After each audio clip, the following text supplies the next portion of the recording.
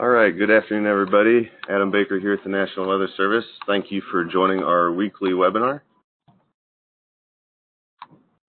The highlights for this week, of course, it's the same old story with the periods of heavy rain. We're got the last main push of that going on this afternoon into evening, but the flood threat does continue, mainly with the rivers afterwards. But we are still going to have a lingering chance of some strong to isolated severe storms this afternoon, maybe into evening, mostly in the southern part of our area across central Georgia. And then, like I said, should be exiting this evening. And while we do have a period of some drier conditions with the ridge of high pressure for Friday through most of Monday, there is going to be some increased winds tomorrow. And we are issuing a wind advisory for tomorrow throughout the pretty much the entire daytime period across the whole area. So we'll show some gusts, expected gusts with that. And then after this dry period through the weekend and Monday, there is going to be a return of an active pattern for a few disturbances, mainly the first one Monday night to Tuesday, another one midweek. Right now we're just seeing shower chances with that. Can't rule out thunder as we get closer. Current conditions here, there's a lot going on with this map, but you can access it through this link here too. The display here shows some ongoing scattered showers. There are some isolated thunderstorms, mainly in the west and the southern parts of the area right now. Nothing strong or severe at the moment, but mainly this widespread rainfall has caused some river flooding. You can see the bright green narrow boxes are along the rivers. And then there's these lighter green zones, which are the flash flood watches that are currently in effect. So the previous rainfall that we had, this was since Tuesday, going into this morning. You can see that a lot of the area has had 1.5 to 2 inches, but then there's this zone in the far south that actually has upwards of 3, maybe 5, or even 6 inches across the far southern tier of counties. And a lot of that was yesterday afternoon. A lot of the heavy showers and storms just kept training across that area. So it has contributed to some other river flooding also. We did issue a couple of flash flood warnings yesterday. A lot of reports of some road closures and some other issues that were going on. So that's what we're dealing with up to this point. And I mentioned how the rivers are responding. Well, there's a lot of the areas that are already in minor flood, and you can see the outer boxes in red. That is actually the forecast to get into moderate flood across a lot of those river basins in central and southern Georgia. So I think we've got several dozen different points that we've been monitoring just in our area. Forecast rainfall through the rest of today, we're generally looking at 0.5 to 1 inch, maybe a little bit higher, especially in some parts of central Georgia. We could actually see some isolated additional 2 to 3 inches with that. Again, it's going to be wherever the training of some stronger storms or showers are going to be before this whole frontal system pushes east. We're still in an excessive, slight to marginal risk for excessive rainfall today. It has mainly been across this I-20 and south corridor. It may have shifted a little bit from yesterday, but it's generally in the same area. And that means that we have focused on our flash flood watch from before and extended it. It goes now through 7 p.m. this evening.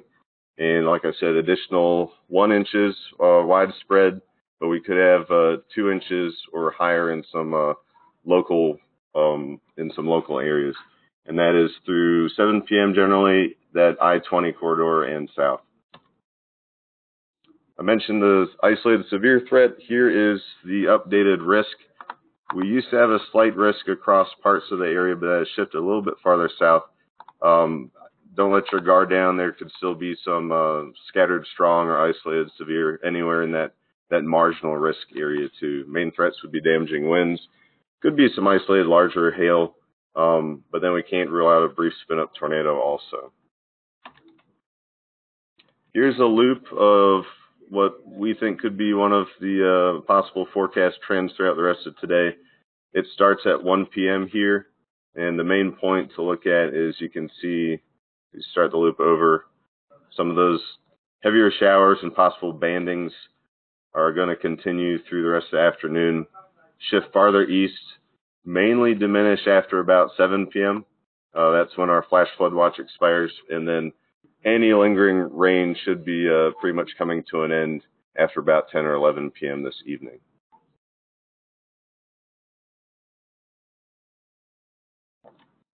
Okay, so that leads us into tomorrow. So even though we've got high pressure building in, these are expected maximum wind gusts for the afternoon. So you can see a lot of places 30 to 35 miles per hour, some isolated up to 40 miles per hour, and especially in the northeast mountains, we could have some stronger gusts with it. Now, the key point here is that our soils are so saturated that it's not going to take much, even with the criteria for a wind advisory. It could be even less winds that could bring down some trees because of those soils. So please use caution tomorrow. There could be some power issues if we do get some of these gusts. I should mention too that wind advisory is in effect from 5 a.m. to 7 p.m. tomorrow, and that's across the entire area. Okay, so that rare, dry, sunny period that we're going to be going into, that continues through the weekend. Saturday will be cooler than normal temps, pretty much in the mid-50s to approaching 60 degrees in the south. It will be pretty much mostly clear and sunny. And then Sunday should be rather nice. It gets about 10 degrees warmer than Saturday. So a lot of places mid-60s, even low 70s, and still mostly sunny. Following Monday, we'll have some increased cloudiness ahead of the next system, but the main rain chances aren't going to pretty much return to the area until Monday night, and then throughout the day Tuesday with the next disturbance here. And then there's more uncertainty as we go into midweek next week, but model solutions are kind of hanging around to the shaded area of this enhanced moisture. So that means that scattered to widespread showers are going to be on the increase, and then can't rule out a thunderstorm potential with either of these systems this far out, so just stay tuned for updates.